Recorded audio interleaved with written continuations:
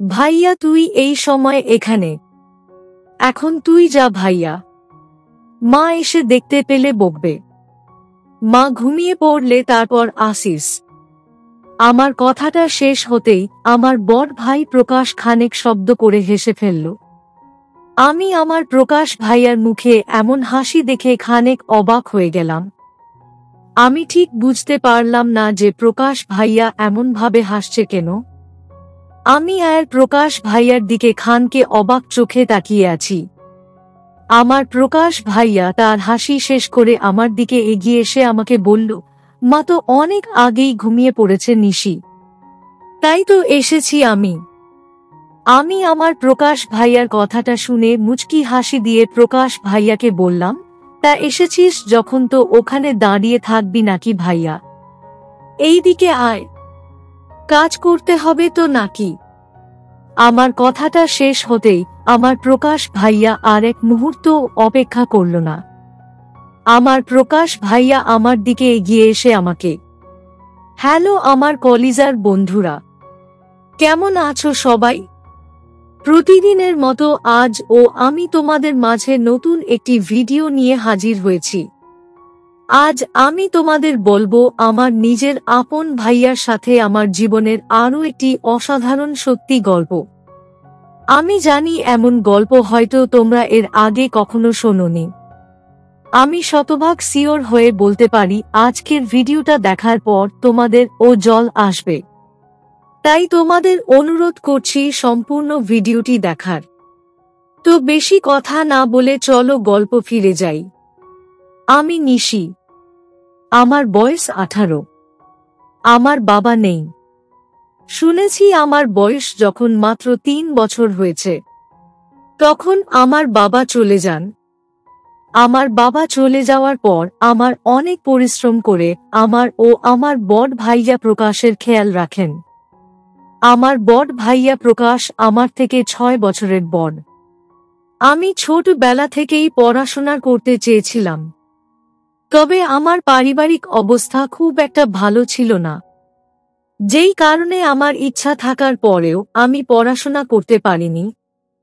আমার মা সেই সকল থেকে রাত অবধি অনেক বেশি পরিশ্রম করত। আসলে আমার মা একটা চাকুরি করতেন, সেখান থেকে আমার মা যা আয় করেন তা দিয়েই আমাদের 3 জনের সংসার কোনো মতে চলে যায়। আমার বড় ভাইয়া প্রকাশ একটা গাড়ির গ্যারাজে চাকরি করেন। আমার বড় ভাইয়া প্রকাশ ও অনেক পরিশ্রম করেন, তবে আমি আমার মা বা আমার ভাইয়া প্রকাশকে কোনোভাবে সাহায্য করতে পারি না, যেই কারণে প্রায় সময় আমার মন খারাপ হয়ে যেত। আমি মন থেকে চাইতাম আমার মা বা ভাইয়াকে তাদের কাজে সাহায্য করতে, তাদের সাথে একটু পরিশ্রম করে তাদের সাহায্য করতে, তবে আমি সেটা পারতাম না। আমি সারা দিন বাড়িতে থেকে সংসারের সকল কাজ কর্ম করতাম, আর সন্ধ্যা হলেই অপেক্ষায় বসে থাকতাম আমার মা ও ভাইয়ার বাড়ি ফেরার। আমার বড় ভাইয়া প্রকাশ বরাবর আমার অনেক খেয়াল রাখেন। আমার প্রকাশ ভাইয়ার কাছে আমি যখন যা চাই আমার ভাইয়া আমাকে তখনই তাই এনে দেন, যেটা আমার অনেক ভালো লাগতো। আমার প্রকাশ ভাইয়া রোজ রাতে বাড়ি ফিরে আসার সময় আমার জন্য অনেক কিছু নিয়ে আসতো। যদিও আমি অনেকবার বারণ করেছি আমার ভাইয়াকে যে অযথা অর্থ খরচ না করতে, তবে কে শোনে কার কথা। আমার প্রকাশ ভাইয়া আমার জন্য রোজ কিছু না কিছু নিয়ে আসতো। আমার কোনো কথাই সে শুনত না। আমার জীবনটা এমনভাবেই চলছিল। আমি রোজকার মতো আজ ও সন্ধ্যার সময় আমাদের বাড়ির সকল কাজকর্ম শেষ করে নিয়ে আমার প্রকাশ ভাইয়া ও মায়ের বাড়ি ফেরার অপেক্ষায় করছিলাম। প্রায় ঘন্টা দুয়েক সময় অপেক্ষা করতেই আমার বড় ভাইয়া প্রকাশ বাড়ি ফিরে আসলো। আমার প্রকাশ ভাইয়া বাড়ি ফিরে আসতেই আমি খানেক হাসি মুখে আমার প্রকাশ ভাইয়ার দিকে এগিয়ে গেলাম। আমি আমার প্রকাশ ভাইয়ার সামনে এসে দাঁড়াতেই আমার প্রকাশ ভাইয়া আমাকে পাশ কাটিয়ে সে তার নিজের ঘরের দিকে চলে গেল। প্রকাশ ভাইয়া আমাকে এমনভাবে এড়িয়ে নিজের ঘরে চলে যেতেই আমি ভীষণ রকম অবাক হয়ে গেলাম। আমার প্রকাশ ভাইয়া তো কখনো আমাকে এমনভাবে এড়িয়ে যায়নি। তিনি তো রোজ বাড়ি ফিরে এসে সবার আগে আমার সাথে বসে কথা বলেন, তারপর ফ্রেশ হতে যান। তবে আজ এমন কি হয়েছে যে প্রকাশ ভাইয়া আমার সাথে দুটো কথাও বলেনি? বিষয়টা আমার কাছে ভীষণ অদ্ভুত লাগল। আমি খানিক বোকার মতো ঠাই নিশ্চুপ হয়ে প্রকাশ ভাইয়ার ঘরের দিকে তাকিয়ে আছি। আর ভাবছি যে প্রকাশ ভাইয়া হঠাৎ করে অভিমান করল কেন? আমি মিনিট খানেক সময় আপন মনে এসব চিন্তা করতেই আমার মনটা কেমন যেন করে উঠল। না, এভাবে নিশ্চুপ হয়ে দাঁড়িয়ে থাকলে কোনো লাভ হবে না।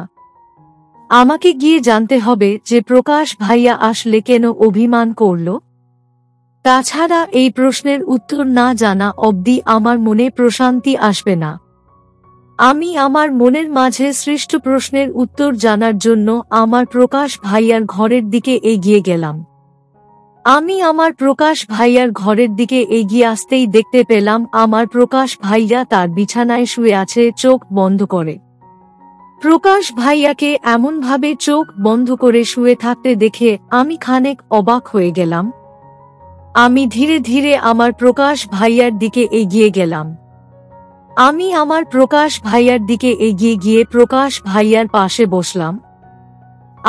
আমার প্রকাশ ভাইয়ার পাশে গিয়ে বসে খানিক মলিন কণ্ঠে আমি আমার প্রকাশ ভাইয়াকে জিজ্ঞেস করলাম, ভাইয়া কি হয়েছে তোর? বাহির থেকে বাড়ি ফিরে এসেই দেখি তুই নিজের ঘরে চলে আসলি। কি হয়েছে ভাইয়া? কোনো সমস্যা হয়েছে কি? আমার প্রশ্নের কোনো জবাব আমার ভাইয়া দিল না। প্রকাশ ভাইয়া একদম নিশ্চুপ হয়ে আছে। প্রকাশ ভাইয়াকে এমনভাবে নিশ্চুপ হয়ে থাকতে আমি এর আগে কখনো দেখিনি। আমি আমার প্রকাশ ভাইয়া দিকে বেশ কিছু সময় এক দৃষ্টিতে তাকিয়ে থাকতেই আচমকা আমি শুনতে পেলাম আমার মায়ের কণ্ঠস্বর। তার মানে মা চলে এসে। আমার মা বাড়ি ফিরতেই আমি আর অপেক্ষা করলাম না। আমি আমার প্রকাশ ভাইয়ার ঘর থেকে বেরিয়ে সোজা চলে গেলাম আমার মায়ের কাছে। আমি আমার মায়ের কাছে এসে দাঁড়াতেই আমার মা আমাকে জিজ্ঞেস করল, কিরে নিশি, কোথায় ছিলি তুই? বাড়ি ফিরে দেখতে পেলাম যে তোকে।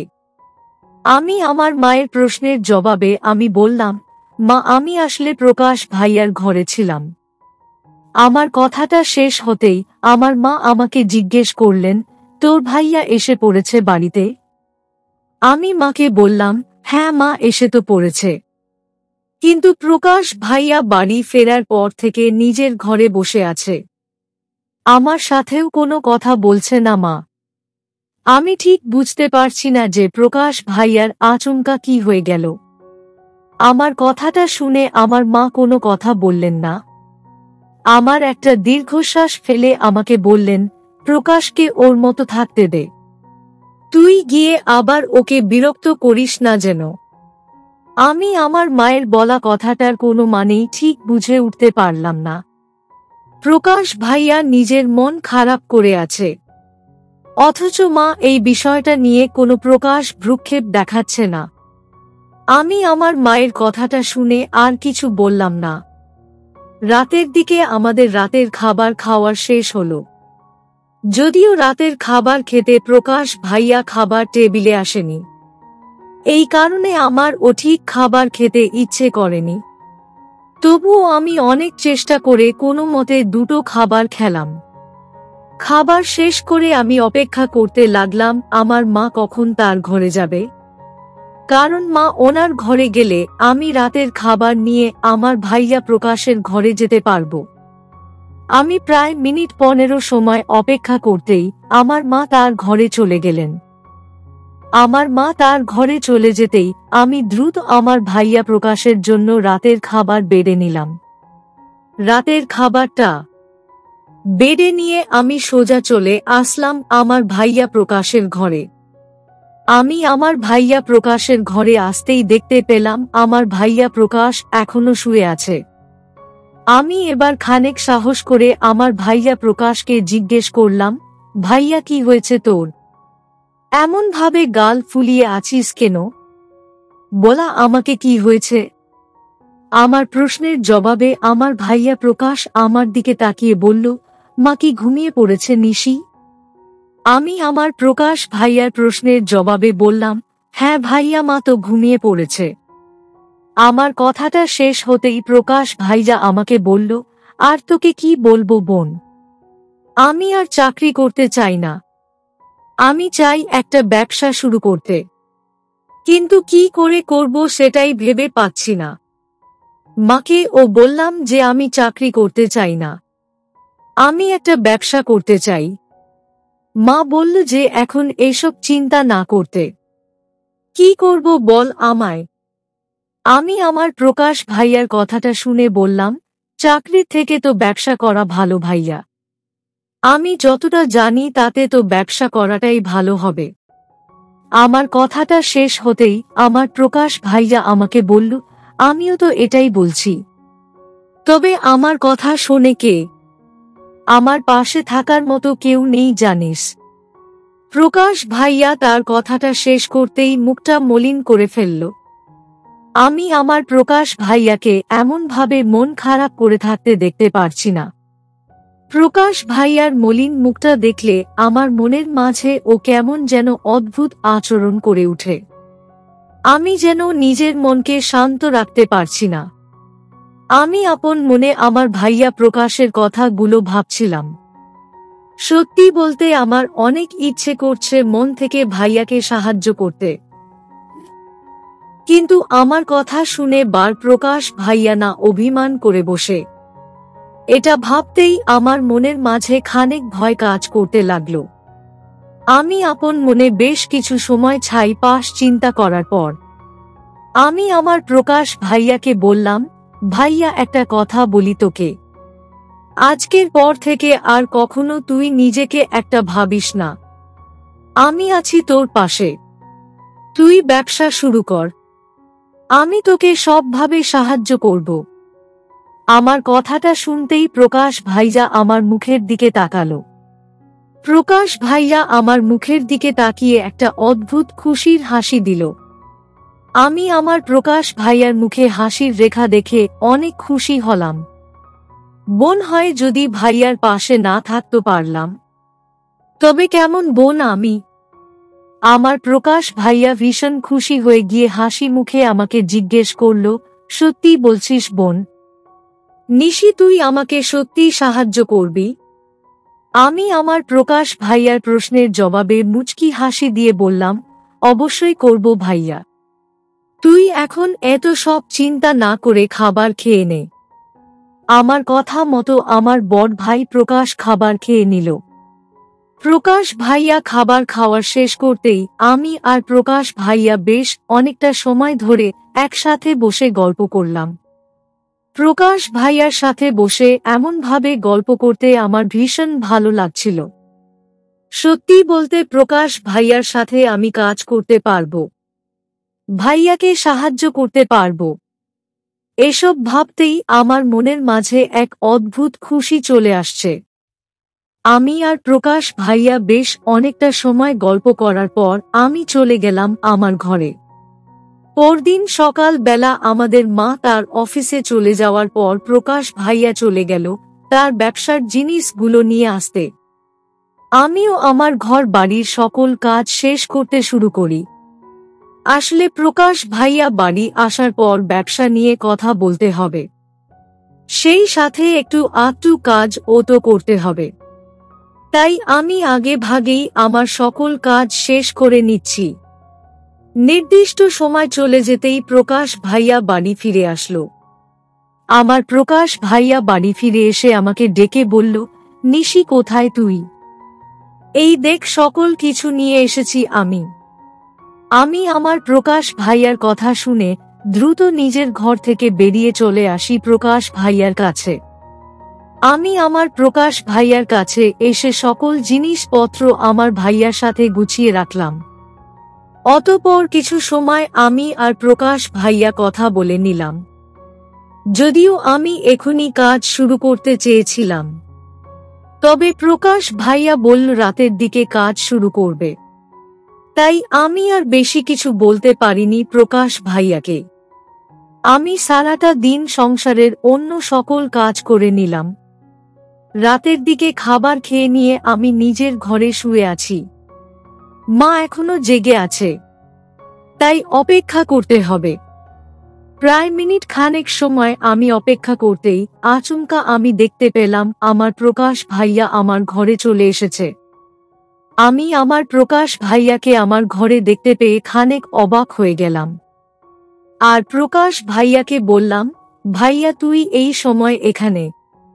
এখন তুই যা ভাইয়া, মা এসে দেখতে পেলে বকবে। মা ঘুমিয়ে পড়লে তারপর আসিস। আমার কথাটা শেষ হতেই আমার বড় ভাই প্রকাশ খানেক শব্দ করে হেসে ফেলল। আমি আমার প্রকাশ ভাইয়ার মুখে এমন হাসি দেখে খানেক অবাক হয়ে গেলাম। আমি ঠিক বুঝতে পারলাম না যে প্রকাশ ভাইয়া এমনভাবে হাসছে কেন। আমি আর প্রকাশ ভাইয়ার দিকে খানকে অবাক চোখে তাকিয়ে আছি।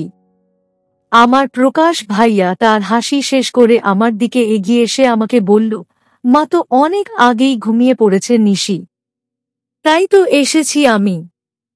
আমি আমার প্রকাশ ভাইয়ার কথাটা শুনে মুচকি হাসি দিয়ে প্রকাশ ভাইয়াকে বললাম, তা এসেছিস যখন তো ওখানে দাঁড়িয়ে থাকবি নাকি ভাইয়া? এইদিকে আয়, কাজ করতে হবে তো নাকি? আমার কথাটা শেষ হতেই আমার প্রকাশ ভাইয়া আর এক মুহূর্ত অপেক্ষা করল না। আমার প্রকাশ ভাইয়া আমার দিকে এগিয়ে এসে আমাকে বলল, চল তবে আমার সাথে।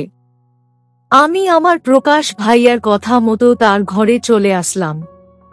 আর তারপর আমি আর প্রকাশ ভাইয়া মিলে একসাথে আমাদের ব্যবসার সকল কাজ শুরু করলাম। সত্যি বলতে প্রকাশ ভাইয়ার সাথে বসে কাজ করতে আমার ভীষণ ভালো লাগছে। আমি যেন মনে থেকে অনেকটা প্রশান্তি পাচ্ছি। অতঃপর আর কি আমি আমার প্রকাশ ভাইয়ার সাথে এমনভাবেই রোজ কাজ করতাম। আমাদের পরিবারের অর্থনৈতিক অবস্থার ও পরিবর্তন ঘটেছে। আমি এখন অনেক খুশি। তো বন্ধুরা, এই ছিল আমার নিজের আপন বড় ভাইয়ের সাথে আমার জীবনের একটি সত্যি ঘটনা। তোমাদের কেমন লাগলো আজকের গল্পটা? অবশ্যই কমেন্টে জানাবেন। প্রিয় বন্ধুরা, আজকের ভিডিওটি এখানেই শেষ করলাম। যদি আমাদের ভিডিওটি আপনাদের ভালো লেগে থাকে তবে একটা লাইক করবেন এবং চ্যানেলটি সাবস্ক্রাইব করবেন। আজকের জন্য আপনাদের কাছে বিদায় নিচ্ছি। দেখা হবে আগামীকাল নতুন একটি ভিডিও নিয়ে। সে পর্যন্ত সবাই ভালো থাকবেন। ধন্যবাদ।